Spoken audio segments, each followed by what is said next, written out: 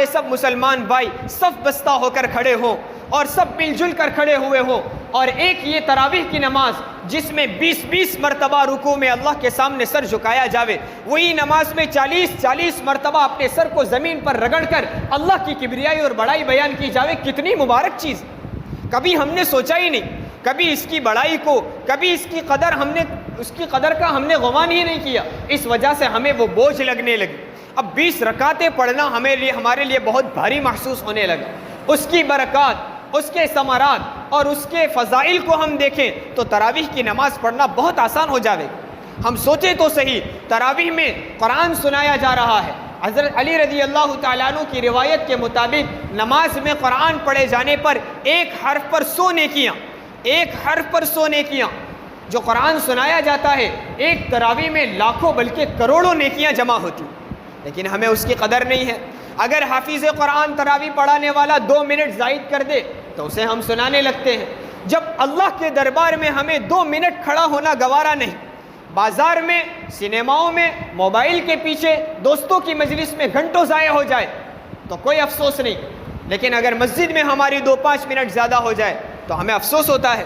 ہم ایک دوسروں کو باتیں کرنے لگتے ہیں، افسوس کی بات ہے۔ قدر کرنی چاہیے ان حفاظ کی بھی کہ وہ بڑی محنت اور جرأت کے ساتھ مصلی پر کھڑے ہو کر ہمیں قرآن سناتے ہیں۔ ہم حافظ قرآن نہیں، ان کا احسان ہے کہ وہ ہمیں قرآن سناتے ہیں، جن کی محنتوں اور جن کی برکتوں سے ہمیں قرآن سننا نصیب ہوتا ہے۔ تو ہم تراویح کی نماز کو ذوق کے ساتھ، شوق کے ساتھ پڑھیں۔ عام طور پر اکثر مسجدوں کا حال یہ ہے کہ جب امام نماز شروع کرتا ہے پچھلی صفوں میں لوگ بیٹھے رہتے ہیں، رکوع کا انتظار کرتے ہیں۔ کس قدر غفلت کی بات!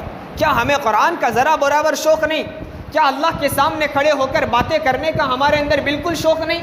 ہم بوجھ سمجھ رہے ہیں امام رکوع میں جائے تو ہم لگ جائیں گے، ورنہ اللہ سے باتیں کرنے کی ہمیں کوئی ضرورت نہیں۔ نعوذ باللہ من ذالک۔ اس کا شوق پیدا کرے، ذوق و شوق کے ساتھ سننا ہے۔ یاد رکھیے، تراویح کی نماز پڑھنا سنت مؤکدہ لکھا ہے، اور تراویح میں قرآن سننا یہ الگ سنت ہے۔ اب جو لوگ تراویح شروع ہو جانے کے بعد رکوع کا انتظار کرتے ہیں، پیچھے بیٹھے رہتے ہیں، اور اس رکعت میں جتنا قرآن پڑھا گیا ان لوگوں نے نماز کے اندر وہ قرآن سنا نہیں، تو پھر ان کی قرآن سننے کی سنت ادا کیسے ہوئی؟ سنت ادا نہیں ہوگی۔ اس سنت کی ادائیگی کے لیے ہمیں امام کے ساتھ تکبیر اولیٰ کے ساتھ شریک ہونا ہے، تاکہ اس رکعت میں پڑھا جانے والا قرآن بھی ہم تراویح میں سن سکیں۔ اس کے لیے بہت اہتمام کریں۔ بہت افسوس کے ساتھ کہنا پڑتا ہے، گزشتہ رمضان میں ہمارے ایک ساتھی نے کارگزاری سنائی کہ ہمارے نوجوانوں کا کچھ طبقہ وہ ہے جو تراویح کے وقت تراویح کی نماز نہ پڑھنے کے لیے ٹاور کے میدان میں وقت گزارتا ہے۔ افسوس صد افسوس۔ کیا ہمیں مسجدوں سے کوئی دشمنی ہے؟ کیا قرآن سے ہمیں نفرت ہے؟ نعوذ باللہ۔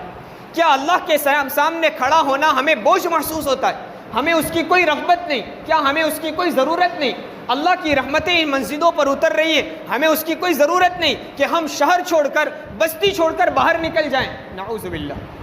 اس کا شوق پیدا کرے۔ اگر ہمارے دوست احباب میں، ہمارے ماتحتوں میں کوئی شخص ایسا ہے جو تراویح کو چھوڑ کر ادھر ادھر وقت گزاری کرتا ہے، اسے سمجھائیں، اسے اس کی وقعت دلائیں، اس کی سمجھ بوجھ اس کو دلائیں کہ یہ کتنی بڑی عبادت ہے۔ تو رمضان جیسا رمضان مہینہ اگر ہمارا اس طرح غفلتوں میں گزر جائے تو پھر پورا سال ہمارا غفلتوں والا بن جاوے گا۔ اس لیے اس مہینے میں جو کام کرنے ہیں، ان کاموں میں ایک بہت بڑی چیز یہ، تراویح کو ہم ذوق و شوق کے ساتھ سنیں، بڑے اہتمام